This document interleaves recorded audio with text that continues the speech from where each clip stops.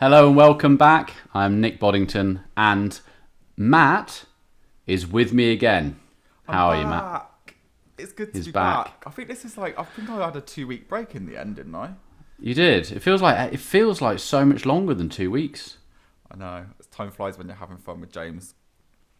Yeah. It's rivet. We have a bit of banter, yeah. So, but it's good. I hope the audience like the banter. Yeah, it's good to change it up. I'm too serious. At least you guys just make it a little bit less serious. Well, James and I just want to put each other down all the time. So it just becomes quite funny. But yeah, so Matt's back. Episode 23, this one is. This week, we're going to be discussing what products work for Facebook. So this is really e-commerce, but I'm sure Matt will bring something in on the lead gen. And also, I want to discuss my new theory on audiences with the new iOS14 update. So let's get started.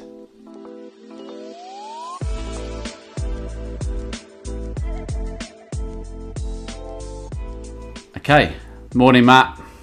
Good morning. You're right. Have you changed the screen so you can see two of us on the recording, yeah? I have, yeah. Because that's where I did this all last week. The last two where James has been on, I've done the Zoom recordings for the YouTube and forget to change the actual view, so everyone just sees me for 40 minutes on YouTube. Well, yeah, really. To be fair, yeah, I don't just embrace it. I think, yeah, don't worry. The tech geek is back. I think I've got everything recording properly. I can definitely see you and me on Zoom. So. Yeah, good. That's that, and I can't believe already. Because I had last week off, and it's already Wednesday. I know what I feel like these podcasts just come around so quick, which is awesome because I really enjoy doing it. And we're getting messages kind of weekly now, aren't we, from people that we always get Yeah, we've got a message at the end. So. We won't read it out now, but who's the message from? Do you know? This is from Amy. So hi, Amy. Me and Amy were. Hi, Amy. We'll read your. Go on. Yeah, so we were chatting in the DMs a couple of weeks ago. Amy's been listening to our podcast for a while now, and she's involved in the ad side of things, and she's got a couple of little questions for us. So I said that we would answer as best as we can at the end of today's podcast. So stick around for that. Yeah, cool. Okay, well, let's kick in. So. We're going to do two things today. We're going to talk about products that sell really well on Facebook, and we're also going to talk about my new theory that we discussed on our call this morning to do with iOS 14 and audiences, which kind of goes against everything I've said for last year. But it's just theory at the moment, so it might still be wrong. But yeah, so Facebook advertising, really e-commerce side, I just thought this is a great one to go back to because there are so many people who sell their products on e-commerce more now than any other time, really, with what's going on in the pandemic. Shops have been closing, lots of shop owners are going online and things like this. So the question really is, can you sell anything on Facebook or not? And I thought we'd just have a discussion about this. So I think the two main areas that people sell online at this moment in time are Facebook and Google Ads. So Google Ads, as we know, that is where someone is looking for something. So if we talk about an example of, say, Screwfix, if you're looking for a drill bit end to put a hole in your wall, you're not going to go onto Facebook and search for a drill bit end. You're going to go onto Google and search for a 18-inch or 18mm drill bit end. Yeah. Now, Facebook, you've got to think about the different types of products that come on. Now, we do have a couple of clients who sell really high-end products, and they have amazing return on their investment. But I think, I don't think we can say, I think most of the time, the majority of the time, it's the type of products and the price range of those products that sell on Facebook. Our pork crackling client, we always mention this on our calls, positive reasons and negative reasons, but perfect example. You're searching through Facebook.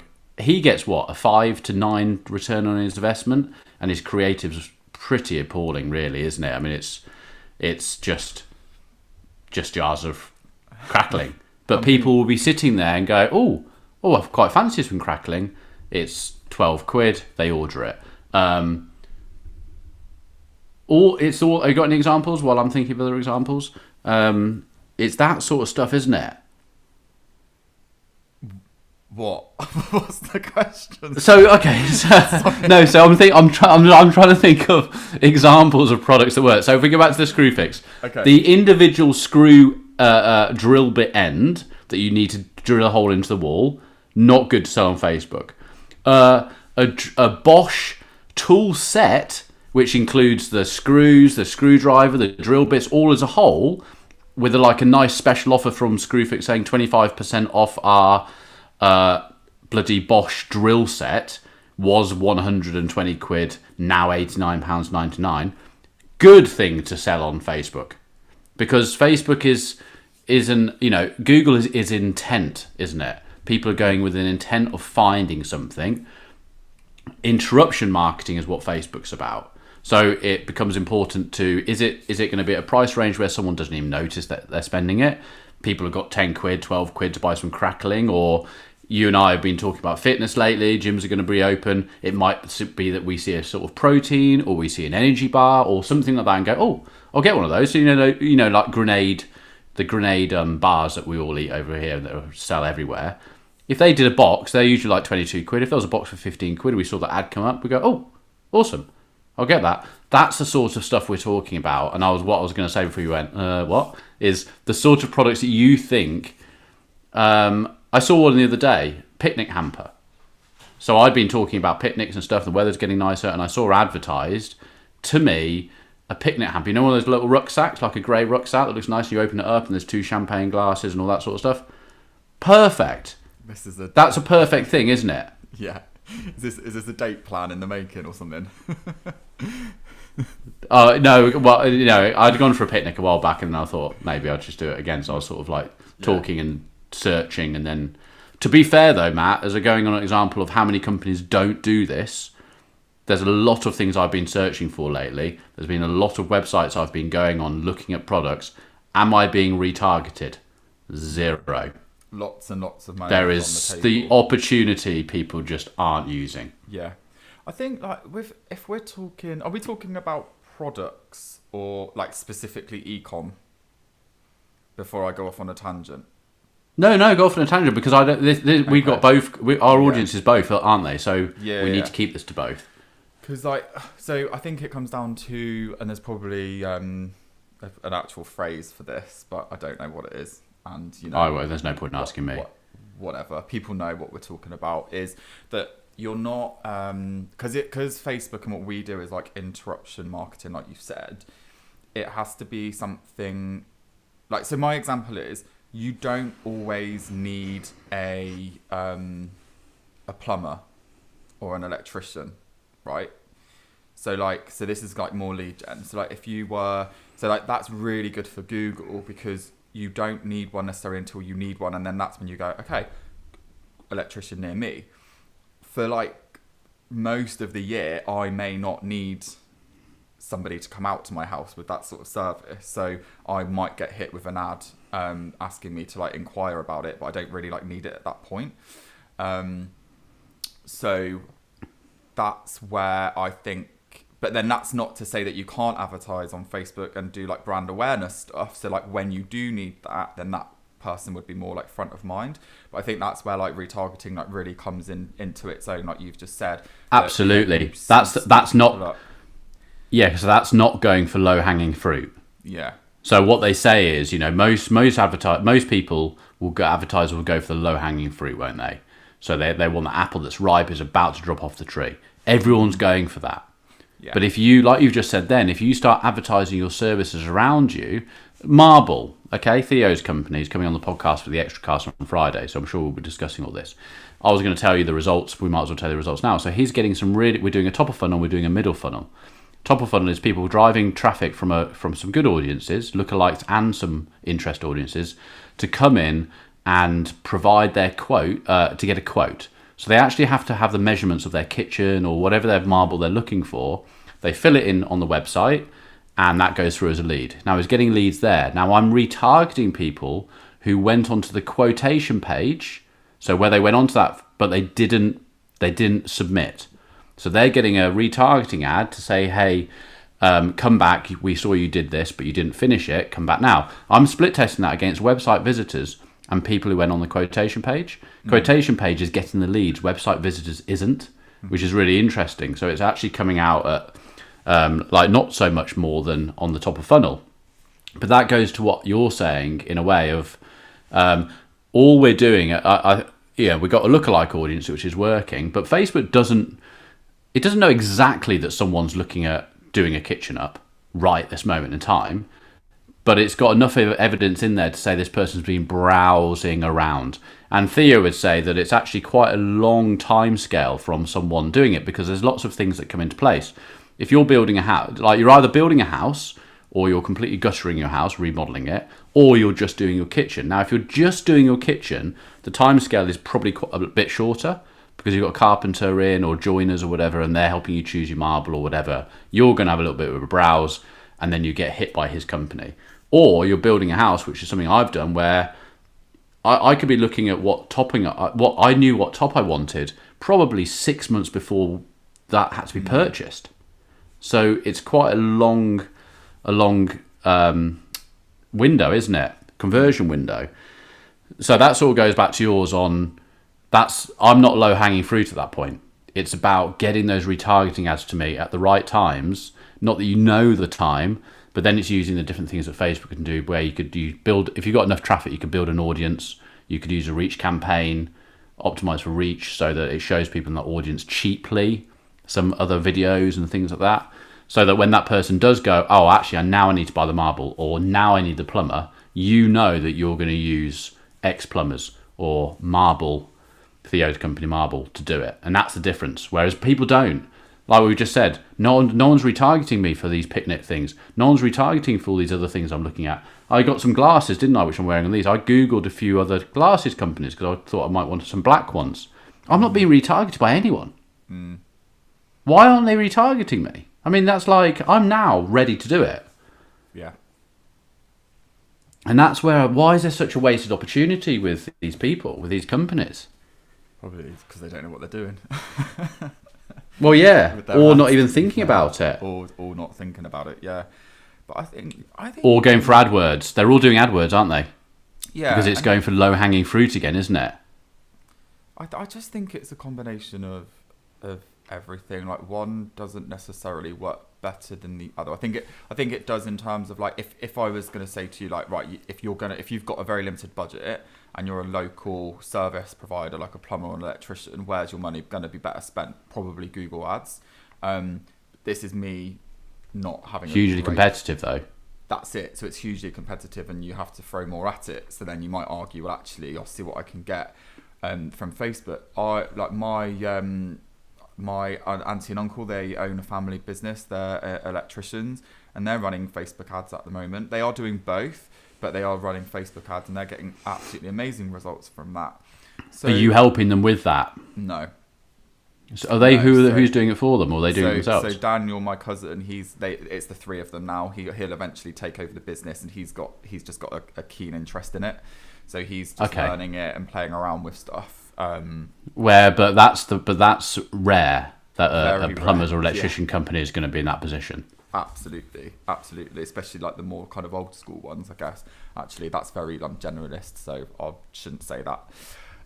But I think that the point is, it doesn't really matter what the product is if it's a good product and it's proven concept. You can get amazing results from Facebook. No, it doesn't matter what it is. Well, look at the guttering company. The results we get them, average order values, £1,500 to £2,500. Yeah. We advertise on Facebook. You would think, AdWords works really well for them because they go onto AdWords and they're looking for guttering, steel or galvanized steel or aluminium guttering, whatever. But we're also doing top of funnel, and funny enough, our top of funnel is working so well, but our middle of funnel and bottom of funnel isn't. Actually, middle of funnel is because that's a video, but bottom of funnel we're using a DPA ad, so dynamic product ad based on their catalog. That's not working at all. It's like And we can't figure it out because I've obviously been stressing about it, haven't I? Trying to get, it's not that the account's not working, it's just that one ad isn't working. Yeah. When ecom is, Christ, you could set up a client with just a DPA ad out based on their product catalog and win for that client. Yet all of our clients in ecom win there, but not this client. So it's, we're just trying to figure out why we changed the window down, didn't we, this morning from 45 days. Add to cart window to 14 days to see if that makes a difference. So we'll see. But it worked last year. With your other ecom clients, and I think that people know that listen, that I mainly deal with lead gen, so I don't run a lot of dynamic product ads. So I'm not really seeing as much as this as you are. Would you say that do you have ecom clients that their price point is low? So like, let's say, I don't know, like they have items that are less than 50 quid. Are you still getting good results on the dynamic product ad? Well, this is just the weird thing. So apart from that guttering one, they were getting like 16 times return on their investment, return ROAS last year. It's dropped out this year. I can't even get it past 2 ROAS. Everyone else on the ecom space that has run DPA ads that have worked in the past are still working. I haven't really seen any difference with Facebook updates for iOS14 that Facebook's been doing in the background. Haven't seen it. Clients that Faye's taken on, that she's inherited, she's got better results because she's some of the accounts she's taken are perfect for her because they're jewelry companies and things like that, and she can write better copy and choose the products better. The Crackling company, as an example, never got the DPA, didn't work for him ever. Yeah, and he's never had a DPA working. That's why I asked the question, because for the guttering, because their price point's quite high, I guess. Is it? Yeah. In my head, I've got, right, DPA, that is somebody that's gone onto a website, they've looked at the products, maybe added it to their basket, and they've not purchased because maybe they need more time to consider because it's expensive. So it makes sense to me when a client's DPA doesn't work if, say, you've got a product that's less than like 100 quid, because, and again, it does depend on the product, but if you've got that lower price point, it's like impulse, right? So like, you're either going to buy it then or you're not. A DPA ad reminding me isn't probably going to do a lot when it's a lower price, because I would have just gone for it then, like, because it's a lower price. And also, Matt, it's the retargeting costs of the DPA ad. Yeah. Because it's it costs more, and if they've got a lower price point, which is probably why it's never worked for the Crackling company. Exactly. Is they can't, the ROAS isn't high. When they do buy products, they've got to buy double the amount of products, which is then hard to do. So you need a better offer. Whereas some of the baby product companies that we deal with, they get a great, because it's obviously one of those babies. You're selling prams, baby wearing hoist, what they called to carry a baby. The baby carriers that like wrap around or whatever. Yeah, that's it. They do great for the DPA ad, probably because that person is, going back to my example of, I've not seen any ads based on what I'm looking at. You're looking for a baby carrier, that's what it's called, baby carrier. You're probably looking at John Lewis, you're probably looking at that company, you're probably looking at all these different companies. It's the one who's retargeting that's winning, which is our client. So she's not even doing any top or middle of funnel ads. She's doing an hour a day on TikTok and Instagram, pushing traffic to her website. They're looking around, and then the DPA ad that we have running for her is picking up 7 to 9 ROAS. Mm-hmm. Amazing. Yeah. So that again is almost like a different strategy, isn't it? Because it's like you're rather than putting money in on all steps of the funnel in ads, you're more relying on organic. So then you've got more spend going at the bottom, and therefore it's kind of It's kind of like you can't go on stage now and say, the reason I've said that is because, people go on stage, YouTube videos, and say, this is the way you need to do it, top, middle, and bottom. Yeah. In a way, you can't. With all of the clients that we have, it's like it gets embarrassing on a call, because I was on a call yesterday with a client and we do some bottom of funnel. Well, they do lead gen. I run that account, so Matt and I do share some e-commerce just so we can stay in the game a bit more. But obviously we have our expertise. Is they were like all about. I've completely gone where I've gone. What was I talking about? They asked me a question. That was it. They asked me a question. They asked me a question about video. Yeah. Do you think this would work? Do you think that would work? Blah blah. And I said, honestly, I don't know, because we don't have any clients that are exactly the same. I've got e-com clients that flourish at top of funnel, don't do anything at bottom of funnel, or they don't do anything at top of funnel, and it all comes through bottom of funnel.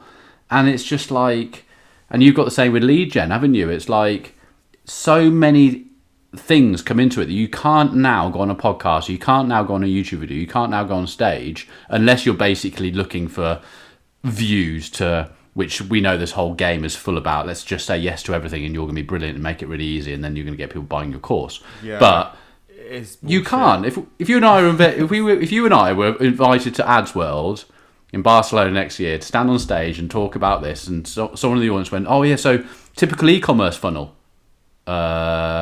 Do a top, middle, and bottom, see what works, and then carry on with what works." Don't know. That's it. And I think there's so much bullshit and so many gurus out there that preach about this is the way that you should do it and this is the way that you should do it. And I've gone away and I've replicated those things, because we're always learning and we're trying stuff, and that there's no harm in that. But I think when somebody's firmly saying to you, this is what you need to do and this is how you will get results, like, that's not how it works. Like, every single client, every product is different. And that's the beauty of it, right? Like, we don't want to be cookie cutting. We don't want all of these businesses to be the same. They've all got their own USPs. And I think that is where you can have fun with this and try different things. And there are some things that, I think work, like with the kind of like 7-day stack. I do see that working quite consistently across our clients. Yeah. Do you want to explain the 7-day stack really quickly so they don't have to go through every podcast to try and find it? Yeah, so when I say the 7-day stack, we use basically custom audiences that are created over 7 days for website views, Instagram engagers, Facebook engagers. So it's just a really kind of like hot audience for retargeting, and that seems to be working really well. But you don't do an ad for each audience. You do those 3 audiences into one audience in one ad set. Yeah, that's it. Yeah.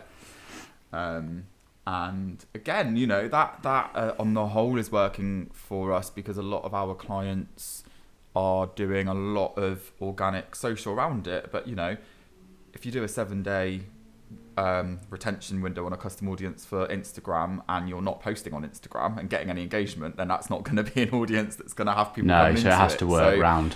Website visitors are usually the strong one, isn't it, if they're not doing...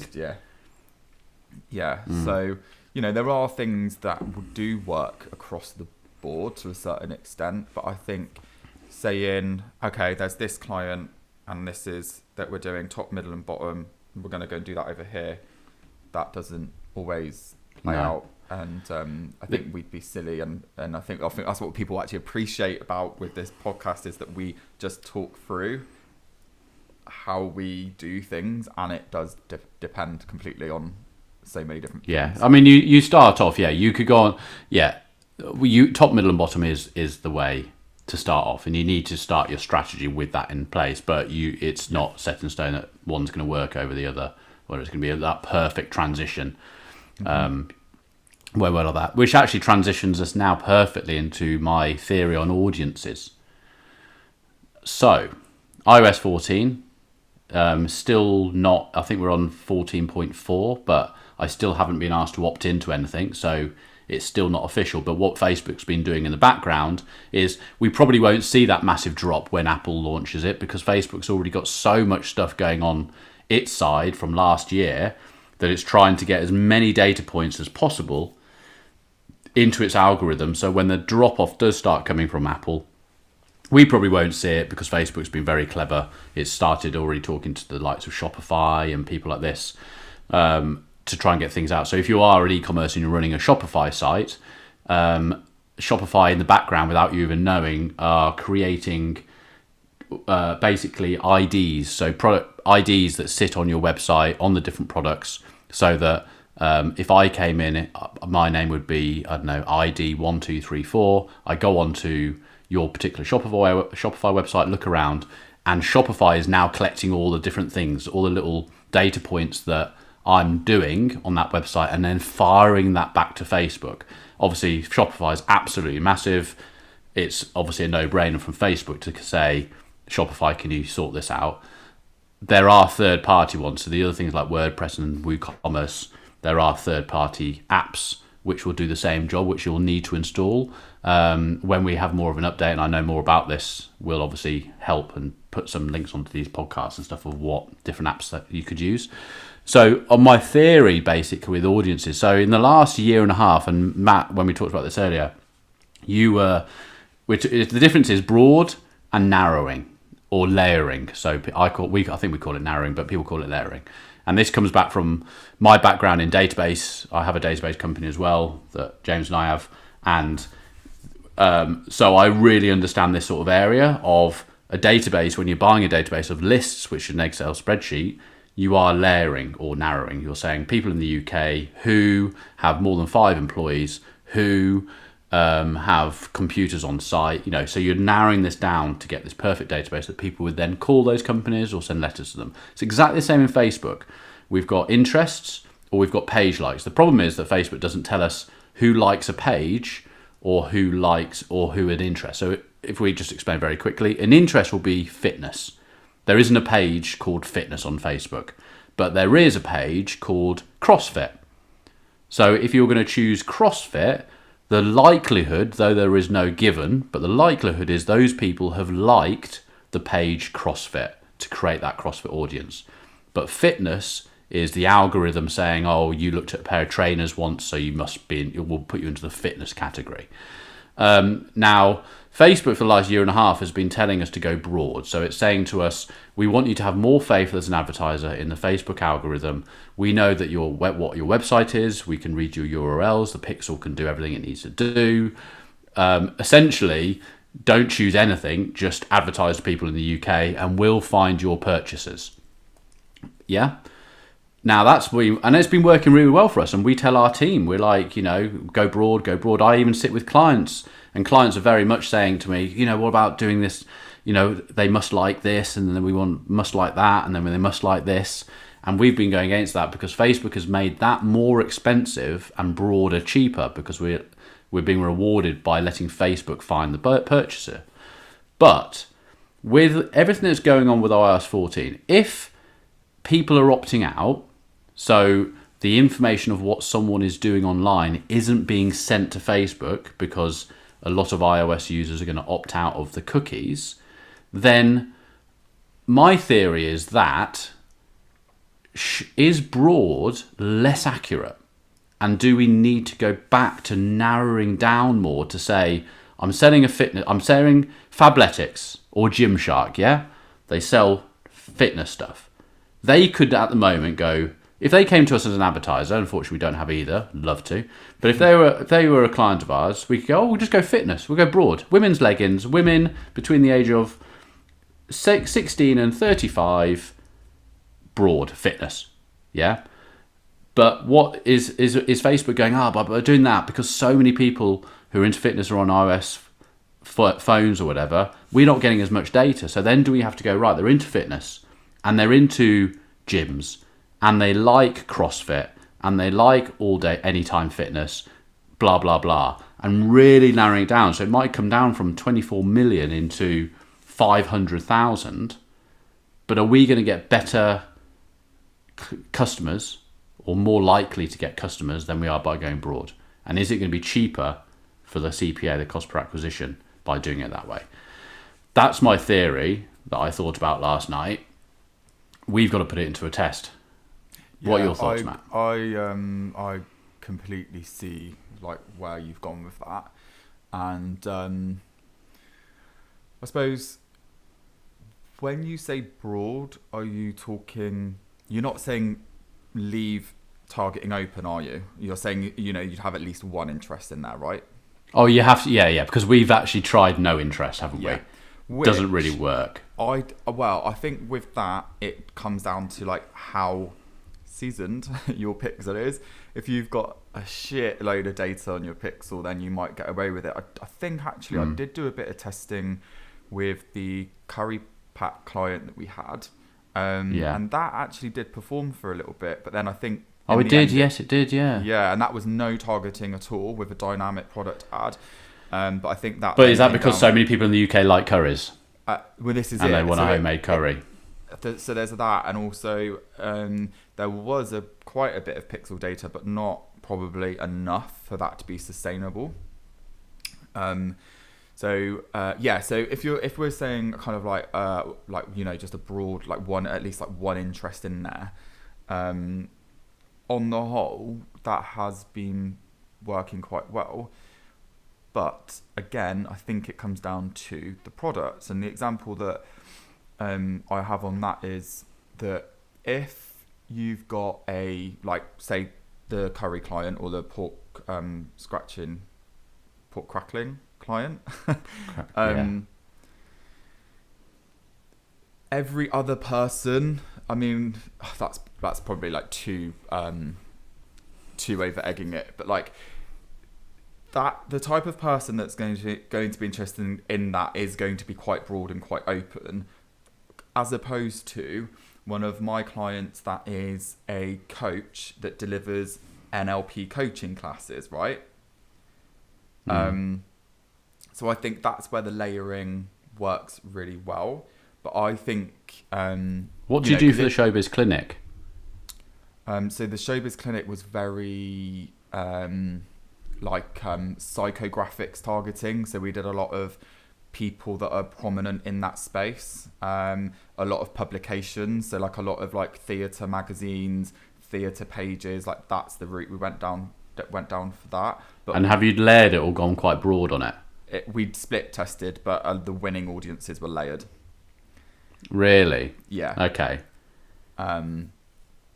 So, because it comes down to data points. That's what my theory is about. So even if you forget you've got a pixel, if we look at the algorithm and think, okay, if the algorithm hasn't got as many data points, because realistically, Facebook is already trying to turn off the Facebook is already trying to implicate putting things in place that it's not having to rely on what's coming in through Apple and the like, because they've probably realised, shit, actually we're putting too much reliance on third party stuff. We need to get really fucking good now at our own stuff, otherwise, you know, we could fail. So if that's the case, as Facebook needs to start implementing these things and bringing that data in, does the algorithm, which has billions of data points, are those data points just not going to be as accurate by going broad? Do you see what I mean? Yeah, that's where my theories come from. Completely, and I'm going to be that guy and say it's just going to come down to testing, isn't it? And I think that's always a good thing to test, is broad and more narrowed. I definitely was like narrow. I always was like, I know better than not better. That's definitely saying too much, but I would always think I know how to build a really good audience. So I would say, okay, so people that are interested in Tony Robbins, that are also entrepreneurial, that are also interested in coaching, and I'm like, that's my awesome audience for that coaching client. And then if I just put coaching in, that performed better. Yeah. Lead gen can be a bit harder, can't it, in a way, because with e-commerce, you're either getting an order or you're not. The client doesn't care. Well, they bought my product. I don't care whether they're from Timbuktu and 4 years old. They've bought my product. Lead gen's different, because it's then the right customer. You can get leads all day long if you're advertising in bloody Thailand, but it's getting the right ones. So you're saying like coaching there could have come through, but are those all they're having to do is go, oh, more people have seen it, but could it be that those people they're not the right leads, whereas the client then says, oh no, the lead's coming from, in which case you want to use a UTM so they can tell where the lead, or different landing pages, just be able to tell where they're coming from. It might be that the layering one is better performing leads, they're better qualified. Yeah. So I mean that's data that we don't have, but it is different. It's very different compared to e-com, and I just think that it does come down. It comes down to testing, and then it's also different when it comes down to a local campaign, because if you've only really got an audience of 500,000, as soon as you put one interest in, you're going too small, and then if you layer that even more, you're going to end up with not a big enough audience at all to serve ads to. And then the algorithm will really struggle. Yeah. So in a way, if you're going to do two audiences, if you've got limited budget, do one broad and one narrow. I'm going to get back into the thing. Only last week, all the time I'm speaking to clients. Only you came back from your holiday, and I was like, these bloody clients and their audiences. The algorithm knows what it's doing. Blah blah blah. 2 days later, I think this layering thing might work again. So, but it's not right or wrong, is it? It's just this is digital marketing for you. This is how quick this space moves. You've got to be on these things, because we see agencies come on. We take over accounts from other agencies where we've won a client, and we're seeing stuff they do, which is like 3-year-old techniques, and it's like, really?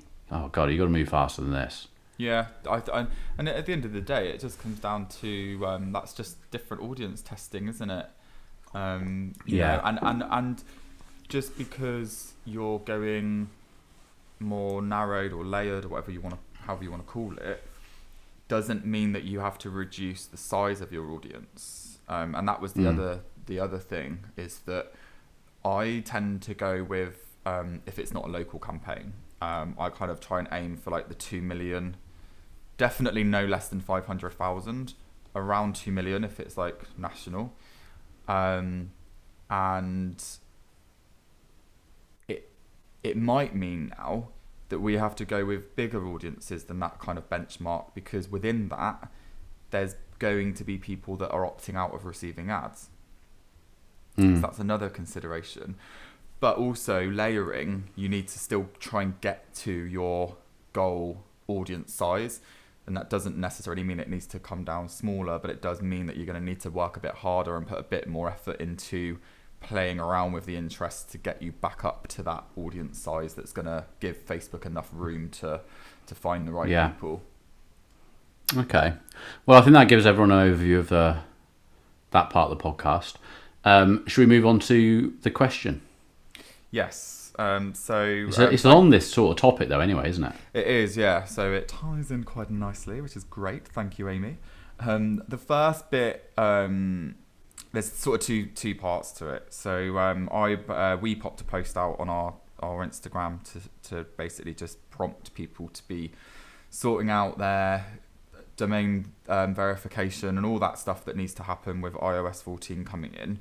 And I asked if people are iOS ready, and Amy came back to say that she's been thinking a lot about this, and she does Facebook advertising, she's got clients, and she's starting to see a drop in remarketing campaigns already, and she's found that this month she's needed to extend out her audiences. So her custom audiences, say like website visitors, she's having to go from 7 days to 14 days to 30 days because she's noticed a drop off in results. And she's asked us if we have noticed a drop in our ads. Have you? Not enough. I've had little things like the DPA ad not working from retargeting point of view, or what we covered on this podcast. But there's not enough data there across multiple clients to say this is a trend I'm seeing.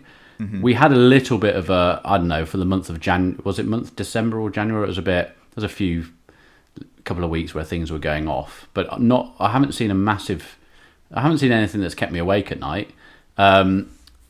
With Amy's question, is she talking about the fact that when she's retargeting on, let's say up to date, she's been retargeting on a 7-day audience. So an audience, she's built an audience to say, create an audience of people that website visitors after 7 days, and then she's built another one for 14, and now she's having to retarget to 30 days. Yeah, that's what I'm getting from the message. Yeah. Well, if I think of a car rental client that we've got, I did exactly the same theory, but rather than, and this has been going on for 6 months, so nothing to do with iOS really, but I was like, okay, I'm going to retarget people at 7 days, 14 days, 30 days and 60 days, because I don't know how long someone needs to make a decision on this. And funny enough, the top performing were 7 days and 30 days, and still running now is 7 days and 30 days. So I haven't changed the advert text, I haven't changed the advert imagery. It's just literally anyone who goes onto a certain part of the website. It's not website visitors, it's going onto the stage 1 of opting in to their app to become a customer. And then if they haven't gone through all, because there's 8 stages, don't get me on that one, but there's 8 stages, and if they don't go through all 8 stages, they get retargeting ad 7 days later to say, hey, we saw you were trying to do this, but you didn't do it. Click back here and you can carry on. And then 30 days is the next one that works really, really well. But it's out of the two of them, it's 7 days that works the best. So her theory is, yeah, absolutely, people coming onto your website, and then you'll retarget them within 7 days. Has she gone down to like 1, 2, 3, 4, 5, 6 days? And maybe even try different audiences on all of them, because it all comes down, it just comes down to testing. Everything is just testing, isn't it? It's understanding. There's always going to be individuals who go onto your websites and buy at different times, but we have to go as marketers and advertisers. We have to go in with the law of average. So it's maybe setting up a campaign budget optimization campaign where you've got an audience for 1, 2, 3, 4, 5, 6, 7, 14, and maybe if you've got enough budget, pick them all up and run them all at the same time. And let Facebook, so rather than deciding, oh, this 7 days not working, or I'll move to 14 days now, put it on a campaign budget optimization. You might not have to go down as far as 1, 2, 3, 4, 5, but maybe do a 2-day, 5-day, 7. Yeah, I think again, 14 and 30. You can't call that, can you, unless you know what volume of traffic is going through? Because like 1 day could just be too small, although might not be if you're spending a shitload on PPC and you've got all the traffic. So, you know, it's all relative. Well, you pay piggyback. Facebook's a great piggybacker on high spend on AdWords. For me, I've not looked, and it might. I mean, I don't know if this is related to iOS 14 or not. Have I? I can't really say for any of my clients that I've noticed a drop off on retargeting. But I don't know if there may have been a drop-off and I've just rejigged it just because I kind of go in and do it and then not really thought about it. So I would say like a consistent drop-off across the board with clients, then no, I've not seen that. Yeah. You've also got the attribution window. Yeah. So the attribution window has gone from 28 days to 7 days.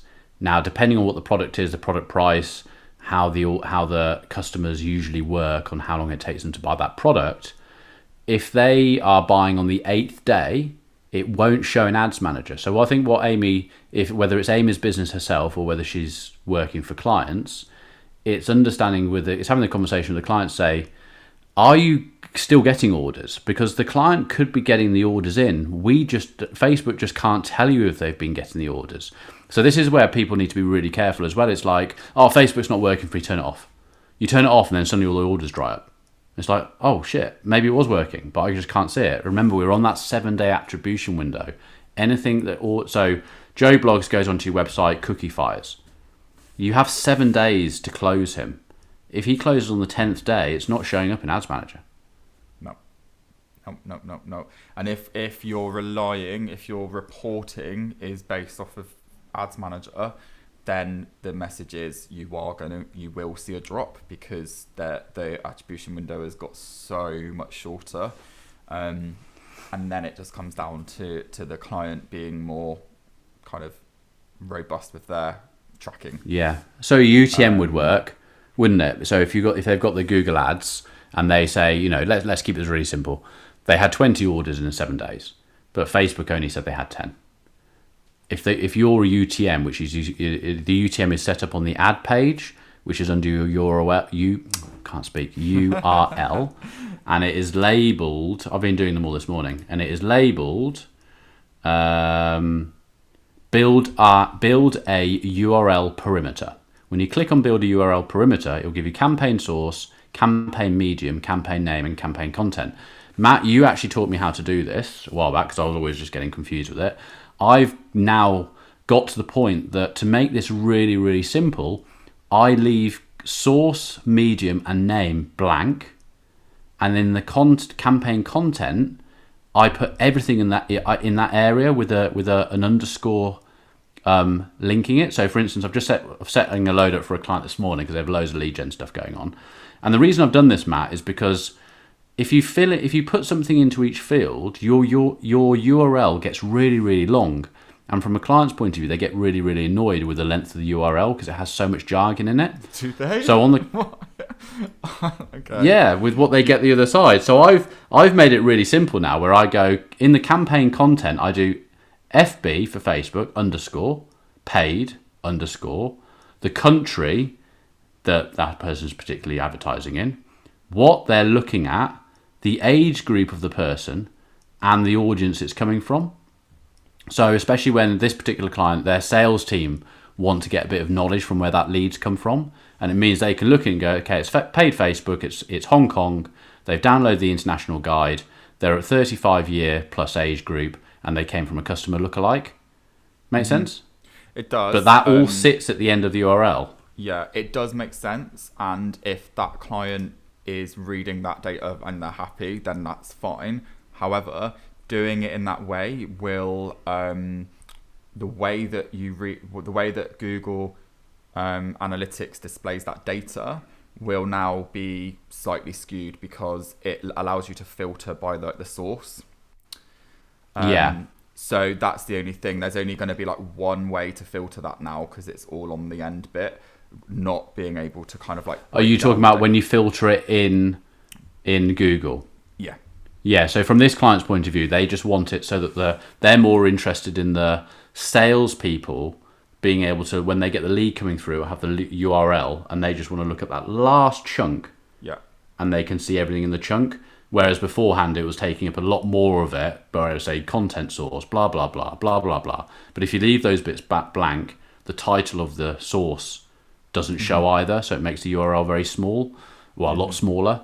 So, yeah, you're absolutely right. So, going on that, you could set up a UTM very simply in your own words that you and your client understand, Amy, and then if the client's saying, I've got 20 of them, you can say, send me over the 20 URLs, and you'll be able to see where they're coming from. Because at the end of the day, if we're an agency, we're out to make our clients money and leads and get customers or orders.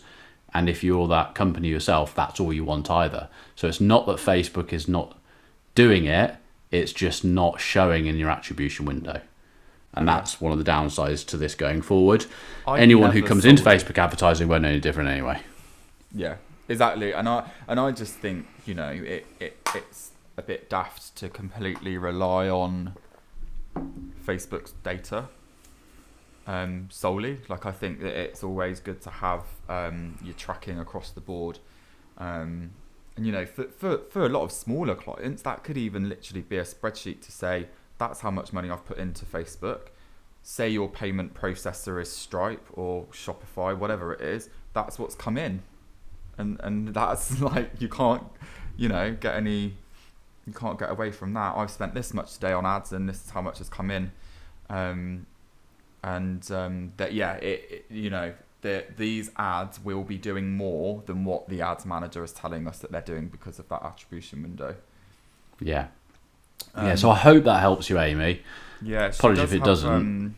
she does, and if it doesn't, Amy, then let us know. But she does have another question around lead gen on Facebook, and she's queried if this is going to be important with the changes, because obviously, like, the tracking is going to be much more difficult. So are Facebook lead gen forms going to become more popular to a certain extent? And this is actually something that I said is probably likely right from the beginning, because you're not relying on any pixels and tracking or anything like that. It all just sits within Facebook. So that's definitely a way to get around all these iOS 14 issues.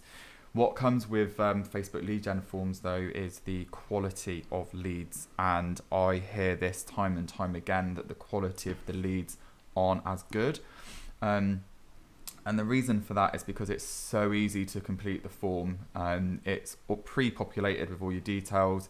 It's right in the app. You don't leave the app. You literally just press a button and you've opted in. And that creates a lot of leads that aren't right.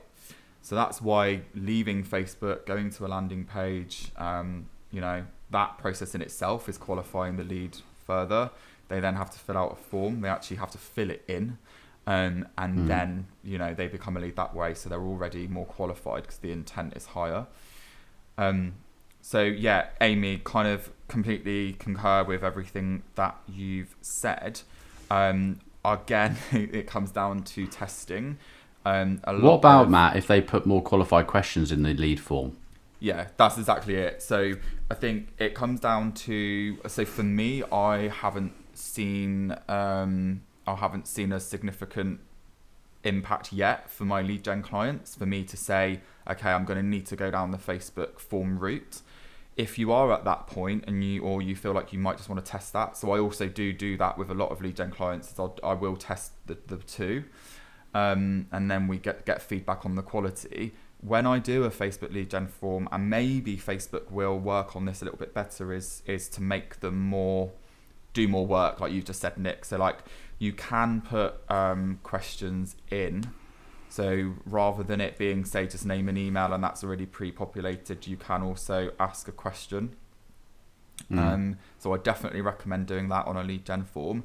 You can't do how much people earn though or anything like that, can you? It has to be quite basic stuff. Yeah, it can. Yeah, and I don't think it needs to be. I think basic is fine. It still has to. That person still has to do that little bit of extra work to get the thing that they're opting into. And then also there's the option to go with, you've got either like more volume or more quality leads. So always select the more quality lead one. And that essentially just puts an extra page into the form that they have to just an extra step that they have to go through basically, which again helps with the quality of the leads. So that is my thoughts on that and my recommendations. I hope that helps. Yeah, brilliant. And if you want any more clarity on that, then just give us a shout. But as we said in the past, we've got the Facebook group now, which we'll stick on the description of this podcast. Go in there, guys. Like Amy, you can stick in there. If you go in there, people ask you questions. We'll answer those questions, but also not just about us answering the questions. We want everyone to, become a bit of a community where we're asking other people questions. We do this all the time. We have a podcast. We by far don't know every answer to everything, and we love speaking to other people or hearing what other people have tried, and then we'll try them ourselves because we're always wanting to. We've said it before, you fall into a trap of doing a lot of the things that work for your clients or yourself, and sometimes when you hear what other people are saying, it's like, oh, actually, we'll try that. So let's get this Facebook group really booming. So we'll put the link in there. I think it's Let's Run Ads, Facebook Ads Masterclass, isn't it? Or something like that? No, it's not. It's Let's Run Social Ads. Let's Run Social Ads. Facebook.com/groups/Let's Run Social Ads. Let's Run Social Ads. But if they just type that into Facebook, it'll come up, won't it? It will do, yeah. Let's Run Facebook Ads, Let's Run Social Ads. That should bring it up. We will put the link in the description of this podcast. And just to be completely honest, guys, you know, it is a new group, but we want to get a community going there. So get joining. We're in it. Huh? We're in it. So if you've got a question, we'll answer it. This is actually a really good time to join because there's less noise. So you're basically getting kind of access to the team, you know, for some kind of... Yeah, exactly. A great point, Matt, because you know, these things can grow quite quickly and then there's more noise. Yeah, so, which in itself is great because it means that people will chip in and help outside of us and we'll always be in there. But yeah, getting involved now would be really good. So we've actually already got our first request.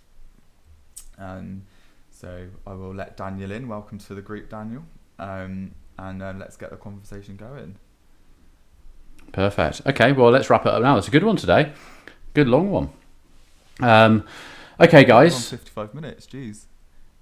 So there'll be this one out, and there'll be another one coming. So we'll be doing pretty much 2 a week now with the extra cast with James and I, where we're going to be interviewing clients and other people in the field and things like that. So really looking forward to that. Got Theo coming on this Friday, and that will probably be then going out early next week. So yeah, thanks for your time again. Hope you enjoyed it. Hope you answered all the questions. Hope you're going to try a few of the things we've been talking about because we're going to be putting into action, trying a lot of the stuff we've been talking about today because this has all pretty much come off conversations in the last 2 days. So yeah, let's see you on the next one, episode 24. Enjoy your day. See you later, Kill guys. the ads. Bye. Bye.